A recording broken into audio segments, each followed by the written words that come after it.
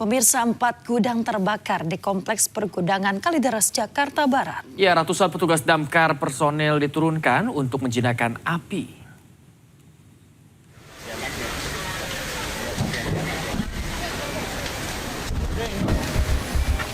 Api berkobar membakar sebuah gudang di Kompleks Pergudangan Kalideres, Jakarta Barat. Gudang yang berisikan barang mudah terbakar membuat api dengan cepat merembet ke 3 gudang lainnya. Warga setempat pun sempat melihat kilatan cahaya dan mendengar dentuman saat insiden berlangsung.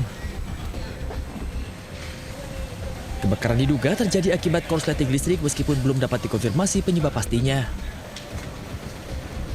Besarnya insiden ini membuat 135 personil dan 27 pemadam kebakaran diturunkan untuk menjinakkan api. Diketahui gudang yang terbakar ini merupakan gudang penyimpanan dan bukanlah tempat produksi. Evakuasi yang dilakukan sejak dini berhasil menghindarkan korban jiwa dari insiden ini.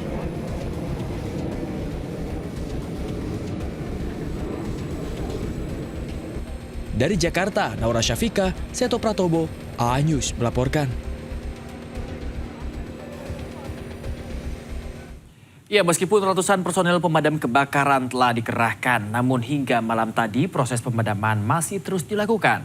Dan pemirsa, berikut laporan rekan kami, jurnalis iNews Naura Syafika dan juru kamera Seto Pratomo yang meliput langsung di lokasi.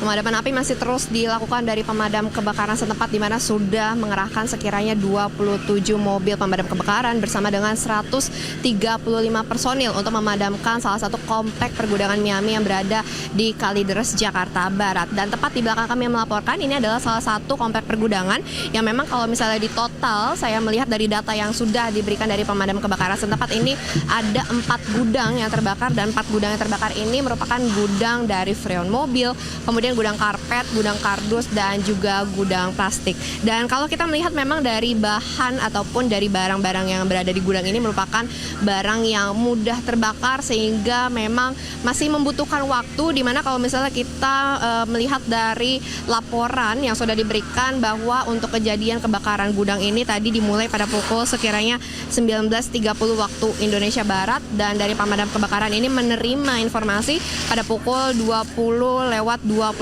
waktu Indonesia Barat, dan dari pukul tersebut langsung dikerahkan dan juga dilakukan pemadaman hingga di malam hari ini masih terus dikerahkan untuk para petugas dan juga memungkinkan untuk adanya penambahan dari mobil kebakaran dan juga petugas yang membantu memadamkan api yang ada di sini.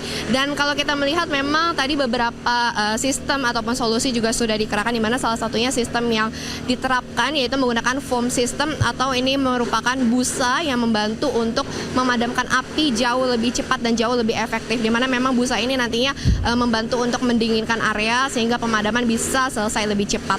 Dan kalau ditafsirkan juga terkait dengan kerugian, kami masih belum mendapatkan informasi tersebut total kerugian berapa dari gudang yang terbakar, namun untuk korban jiwa hingga saat ini masih belum didapatkan adanya korban jiwa. Dan pastinya diharapkan juga dari pemadam kebakaran setempat, dari petugas setempat ini bisa lebih memadamkan api lebih cepat sehingga tidak ada perluasan atau penyebaran untuk gudang-gudang yang ada di sekitarnya. Dari Jakarta, Naura Syafika, Seto Pratomo, iNews melaporkan.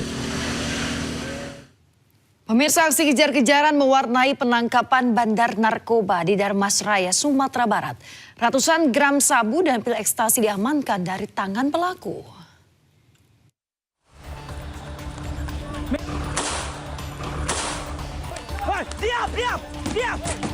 Diam! Aksi kejar-kejaran dan tembakan peringatan mewarnai penangkapan seorang bandar narkoba di kawasan Nagari Tiumang, Kabupaten Darmasraya, Sumatera Barat. Tersangka yang sudah terkepung masih berupaya kabur menerobos blokade tim Lupak Satres Narkoba Polres Darmasraya.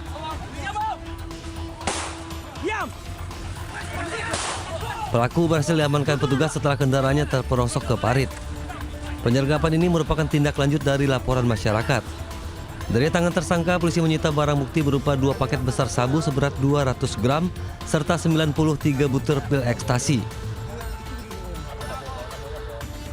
Reserse Narkoba Polres Darmasraya telah melakukan pengungkapan satu orang tersangka yang membawa narkotika jenis sabu lebih kurang 2 paket besar dan 1 bungkus puluhan butir ekstasi.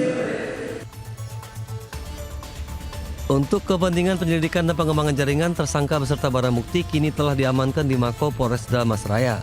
Polisi tengah memburu pemasok utama serta jaringan yang diduga kuat melibatkan pelaku di antar provinsi. Dari Kabupaten Damasraya, Sumatera Barat, Budi Sunandar Ainis melaporkan. Pemirsa, lomba cerdas cermat MPR RI di Kota Pontianak, Kalimantan Barat viral di media sosial dan membuat geram warganet. Pasalnya juri yang bertugas di acara tersebut memberikan nilai dengan tidak objektif. Namun untuk menjadi anggota BPK, Pemirsa, lomba cerdas cermat 4 pilar MPR RI di Kalimantan Barat ini viral di media sosial loh. Kontroversinya dimulai saat MC melemparkan pertanyaan terkait pemilihan anggota BPK oleh DPR. Nah, pertanyaan tersebut langsung dijawab oleh grup C2 yang merupakan adik-adik siswa dari SMAN 1 Pontianak. Anggota Badan Pemeriksa Keuangan dipilih oleh Dewan Perwakilan Rakyat dengan memperhatikan pertimbangan Dewan Perwakilan Daerah dan diresmikan oleh Presiden. bagaimana Dewan Juri? Nilai -5. Minus 5 untuk grup C. Baik, Tapi jawaban tersebut dinilai juri Diastasita Widya Budi yang merupakan Kepala Biro Pengkajian Setjen MPR RI salah. Dias pun memberikan nilai -5 kepada grup C2. Pertanyaan pun dilempar ke grup lainnya yang menjawab dengan jawaban yang sama. Tapi diberikan nilai 10 karena dianggap benar. Anggota Badan Pemeriksa Keuangan dipilih oleh Dewan Perwakilan Rakyat dengan memperhatikan pertimbangan Dewan Perwakilan Daerah dan diresmikan oleh Presiden. silakan Dewan Juri.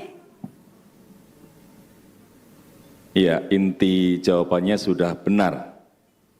Nilai 10. 10 poin untuk grup B. Merasa janggal, siswa yang merupakan anggota grup C2 protes. Oh baik, silakan. Tadi kami menjawabnya sama seperti regu B. Sama. Silakan Dewan Juri untuk tanggapannya. Tadi disebutkan regu C ya, itu pertimbangan dari DPD-nya tidak ada, DPR tadi. Ada. Dias berdalih grup C tidak menyebutkan DPD pada jawabannya. Namun hal itu pun disangkal oleh peserta dan meminta pertimbangan pihak lain. Melihat pandangan dari yang lain juga, mungkin dari penonton, apakah ada yang mendengar saya mengatakan DPD? Nah, alih-alih mengecek ulang, juri Indri Wahyuni yang merupakan Kepala Bagian Sekretariat Badan Sosialisasi MPR RI justru menyalahkan artikulasi peserta. Kejadian ini pun heboh di jagat maya dan membuat netizen geram. Bahkan mereka membuat perbandingan kedua jawaban. Nah loh, lomba cerdas cermat kok jurinya kurang cermat?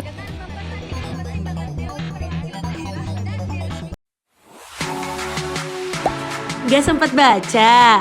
Dengerin aja. Klik icon text to speech, gak pakai ribet di okezone.com.